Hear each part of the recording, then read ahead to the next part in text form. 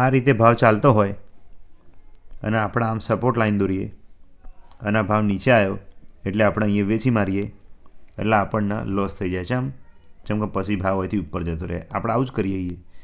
એવી રીતે ના કામ થાય. જો તમને સપોર્ટ એટલે શું એકદમ બેઝિક તરીકે અને ઓપરેટરની પોઝિશન કઈ રીતે હોય એ કઈ રીતે જોવાય. તો જો આ એક પ્રાઇઝ અહીંયા મૂવ કરતી હોય ને તો આપણે ભલે આમ લાઈન જે દોરીએ ને સપોર્ટ લાઈન એ દોરી દેવાની.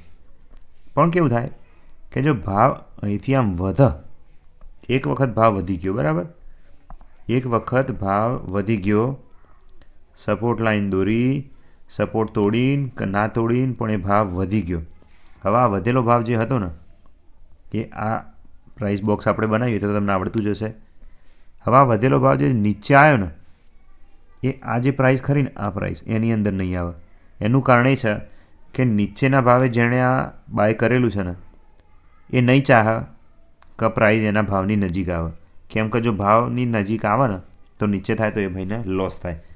એટલે આ ભાવ અહીંથી વધ્યા પછી એ ભાવથી થોડાક ઉપર જ ફરીથી આ રીતે પોઝિશન બનાવશે પ્રાઇઝ એક્શન, અને પછી જો એ ઉપરની બાજુ તૂટે ને તો આ જે સપોર્ટ હતો ને એ પ્રોપર સપોર્ટ બનશે.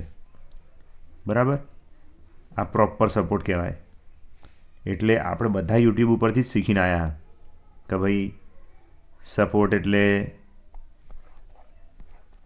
એમ કે આ રીતે પ્રાઇઝ આવતું હોય તો આ લાઈન દોરી દીધી તો આ સપોર્ટ થઈ ગયો, એકણ બાય કરી લેવાય, આ રજિસ્ટર થઈ ગયો, અહીંયા સેલ કરી દેવાય. આ રીતે કામ ના કરે. મેં જે શીખવાડ્યું ને એ વસ્તુ તમે ચાર્ટ ઉપર શોધવાનો ટ્રાય કરજો. ચાર્ટ ઉપર તમને એક્ઝામ્પલ બતાવું તો એક આ લાઈન અને એક આ લાઈન આખી પ્રાઇસ થઈ ગઈ. હવે આ પ્રાઇસને ઉપરની બાજુ તોડા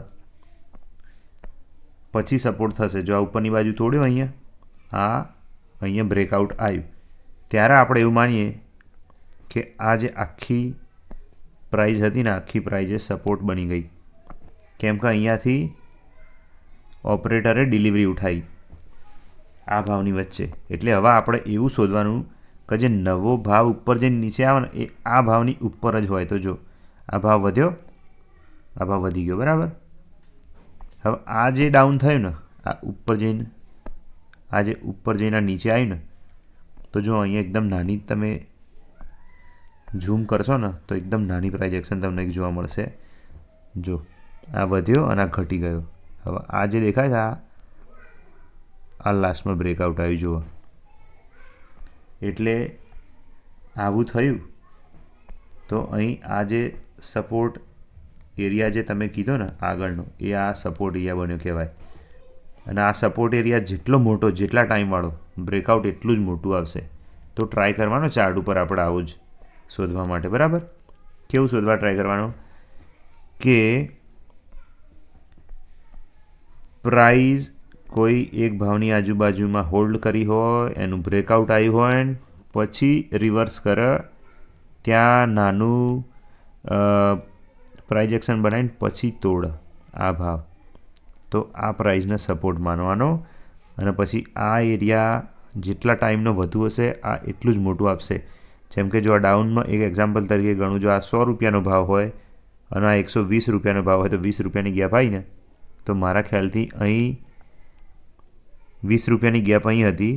અને જો આ ટાઈમ જેટલો લાંબો હશે ને એટલું જ આ બ્રેકઆઉટ મોટું થશે.